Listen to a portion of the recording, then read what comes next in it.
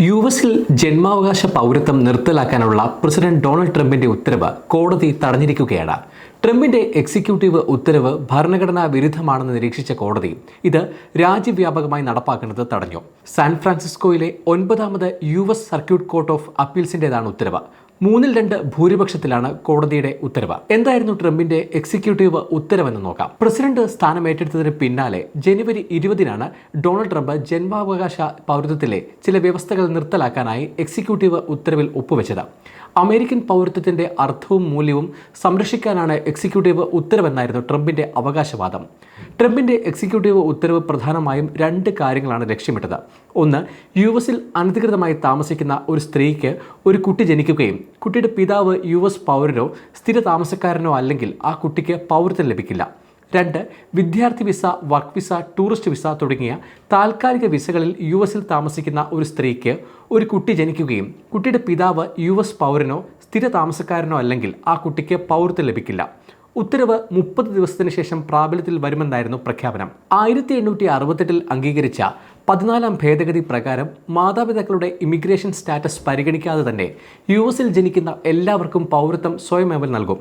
ഇതിനെതിരെയായിരുന്നു ട്രംപിന്റെ നീക്കം. എക്സിക്യൂട്ടീവ് ഉത്തരവിനെതിരെ പല കുടിയേറ്റ അവകാശ സംഘടനകളും കോടതിയെ സമീപിച്ചു.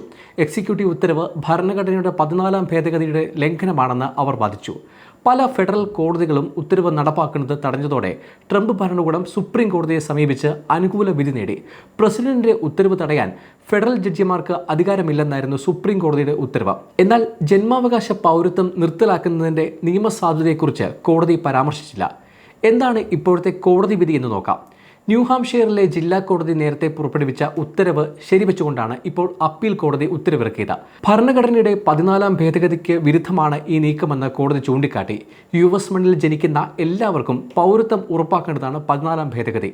യുഎസിൽ ജനിച്ച വ്യക്തികൾക്ക് പൗരത്വം നിഷേധിക്കുന്നത് ഭരണഘടനാ വിരുദ്ധമാണെന്ന് ജില്ലാ കോടതി ശരിയായി നിഗമനം ചെയ്തുവെന്നും ഇതിനോട് യോജിക്കുന്നതായും അപ്പീൽ കോടതി വ്യക്തമാക്കി. കോടതി വിധി എക്സിക്യൂട്ടീവ് ഉത്തരവിലൂടെ പൗരത്വം നിയന്ത്രിക്കാനുള്ള ശ്രമങ്ങൾക്ക് തിരിച്ചടിയാണ്. വിധിയിൽ ട്രംപ് ഭരണകൂടം ഇതുവരെ പ്രതികരിച്ചിട്ടില്ല. കോടതി ഉത്തരവിനെതിരെ ട്രംപ് ഭരണകൂടം സുപ്രീം കോടതിയെ സമീപിക്കാൻ സാധ്യതയുണ്ട്. സുപ്രീം കോടതിയുടെ തീരുമാനം ഇതിൽ നിർണായകമാകും. കോടതി വിധിയിൽ പ്രതികരണവുമായി നിരവധി പേർ രംഗത്തെത്തിയിട്ടുണ്ട്. ഒരു പേന കൊണ്ട് അമേരിക്കൻ പൗരത്വം പുനർനിർവചിക്കാൻ പ്രസിഡന്റിന് കഴിയില്ലെന്ന് കോടതി സമ്മതിച്ചുവെന്ന് വാഷിംഗ്ടൺ അറ്റോർണി ജനറൽ നിക് ബ്രൗൺ പ്രസ്താവിച്ചു. കോടതി വിധി കുടിയേറ്റക്കാരുടെ അവകാശങ്ങൾ സംരക്ഷിക്കുന്നതാണെന്ന വിലയിരുത്തലുണ്ട്. വിധി പൗരാവകാശ സംഘടനകൾക്ക് ശക്തി പകരുന്നതാണ്. പൗരത്വം നഷ്ടപ്പെടുമോ എന്ന് ഭയപ്പെട്ടിരുന്ന പല കുടിയേറ്റക്കാർക്കും കോടതി വിധി ആശ്വാസകരമാണ്. സമയം മലയാളം വാർത്തകൾ ഇനി ടൈംസ് ഓഫ് ഇന്ത്യ സൂപ്പർ ആപ്പിലും. ഇതിനായി പ്ലേ സ്റ്റോറിൽ നിന്നോ ആപ്പ് സ്റ്റോറിൽ നിന്നോ times of India app install ചെയ്യൂ. മലയാളം ഭാഷ തിരഞ്ഞെടുക്കൂ. വാർത്തകൾ ആസ്വദിക്കാം. എല്ലാം ഇനി സമയത്തിൽ.